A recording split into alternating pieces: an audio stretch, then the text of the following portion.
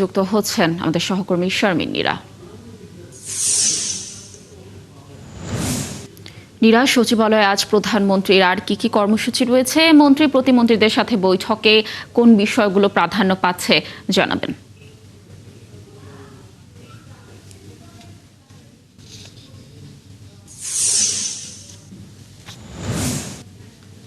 পরবর্তীতে বিমান ও পর্যটন বিষয় মন্ত্রণালয়ের যিনি প্রতিমন্ত্রী রয়েছেন তিনি কথা বলেছেন খুব সংক্ষিপ্তভাবে গণমাধ্যমের সাথে। তিনি যেটি বলেছেন যে থার্ড টার্মিনাল চালুর বিষয়ে প্রধানমন্ত্রীর এক ধরনের নির্দেশনা আছে, তবে কোনো টাইম ফ্রেম মন্ত্রী আসলে আমাদেরকে জানাননি। এর বাইরে তার আগে বিডার যিনি চেয়ারম্যান রয়েছেন তিনিও এই বৈঠকে উপস্থিত ছিলেন, তিনি বেরিয়ে যাচ্ছিলেন।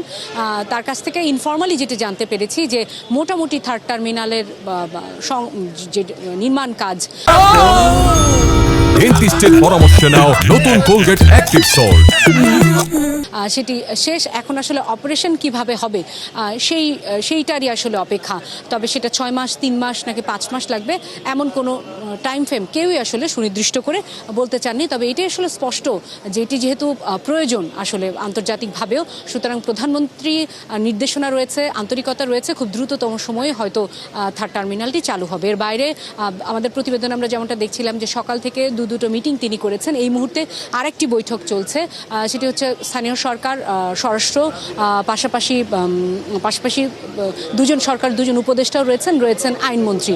এই বর্ষিয়ান 5 জন নেতার উপস্থিত রয়েছেন বৈঠকে। তবে কী ধরনের বৈঠক আসলে প্রধানমন্ত্রীর সাথে করছেন সেই বিষয়টি আমরা জানতে পারিনি। তবে আমরা অপেক্ষা করছি যে আইনমন্ত্রী বা সংশ্লিষ্ট যারা আছেন তারা হয়তো এ বিষয়ে আমাদেরকে বিস্তারিত জানাতে পারবেন। একটু জানিয়ে রাখতে চাই, এবং আমরা প্রতিবেদনে দেখলামও যে তৃতীয় দিনের মতো মাননীয় প্রধানমন্ত্রী তারেক রহমান সচিবালয়ে এসেছেন, এবং এটি কিন্তু এক ধরনের বার্তা কর্মকর্তা কর্মচারীদের জন্য যে নিয়ম ঠিক সময় আসতে হবে এবং জনগণের জন্য কাজ করতে হবে, এটা এক ধরনের বার্তা। তবে যেমনটা প্রেস সেক্রেটারি আমাদেরকে বলছিলেন যে তিনি হয়তো নিয়মিতই সচিবালয়ে আসবেন এবং নানা ধরনের বিষয়ে তৎপরতা, যেমনটা আমরা গত বৃহস্পতিবার দেখেছি যে ফ্যামিলি কার্ড নিয়ে একটি বৈঠক ছিল, এরকম বিএনপির যে নানা ধরনের এজেন্ডা রয়েছে বা নির্বাচনী ইশতেহার সেই জিনিসগুলি বাস্তবায়নের জন্য কাজ করবেন, এবং যেটি জনগণের স্বার্থ সংশ্লিষ্ট, একেবারে জনগণ বান্ধব, সে বিষয়টি যেন হয়। আমরা আসলে রয়েছি যে পরবর্তীতে প্রেস সেক্রেটারি বা সংশ্লিষ্ট কোনো মন্ত্রীরা কথা বলেন কিনা, কিংবা আরও যে 3 জন মন্ত্রী এবং সরকারের 2 জন উপদেষ্টা রয়েছেন তারা আসলে